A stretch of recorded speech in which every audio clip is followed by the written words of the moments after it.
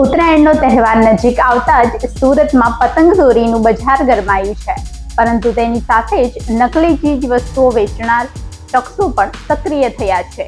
સુરતની વરાછા પોલીસ અને ઝોન 1 એલસીબીની ટીમે સંયુક્ત ઓપરેશન હાથ ધરીને એક એવા ગોડાઉન પર દરોડા પાડ્યા છે જ્યાં જાણીતી બ્રાન્ડના નામે નકલી દોરીનું વેચાણ કરવામાં આવતું હતું। પોલીસે લાખોની કિંમતનો મુદ્દામાલ જપ્ત કરીને વેપારીની ધરપકડ કરી છે। આ દ્રશ્યો છે સુરતના વરાછા વિસ્તારના, જ્યાં પોલીસની ટીમે બાતમીના આધારે દરોડા પાડીને મોટા કૌભાંડનો પર્દાફાશ કર્યો છે। વરાછા પોલીસ સ્ટેશનના જવાનોએ અને ઝોન 1 એલસીબીની ટીમે બાતમી મળી હતી કે વરાછા વિસ્તારમાં આવેલા એક ગોડાઉનમાં બ્રાન્ડેડ કંપનીના નામે નકલી દોરીનો જથ્થો તૈયાર કરવામાં આવી રહ્યો છે। પોલીસે જ્યારે ગોડાઉનમાં તપાસ હાથ ધરી ત્યારે અધિકારીઓ પણ ચોંકી ઉઠ્યા હતા।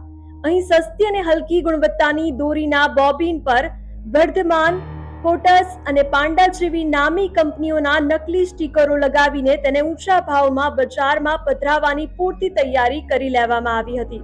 પોલીસ તપાસમાં સામે આવ્યું છે કે આરોપી વેપારી અન્ય શહેરોમાંથી સાદી દોરી મંગાવતા હતા અને ત્યારબાદ પોતાના ગોડાઉનમાં મશીનો દ્વારા બ્રાન્ડેડ કંપનીના હોલોગ્રામ અને સ્ટીકરો લગાવી દેતા હતા।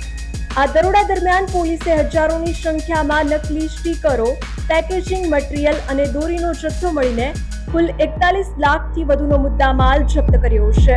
कुल मुद्दामाल की कीमत 41,28,611 रुपए है और कंपनी के अलग अलग स्टिकर हैं। वर्धमान कंपनी के AK-57, चैलेंज, पांडा, अग्नि इन ब्रांड्स के स्टिकर हैं। कोट्स कंपनी का सुपर साकड़, गेंडा ऐसे जैसे RDX नाम के स्टिकर्स वहाँ पे बरामद हुए हैं।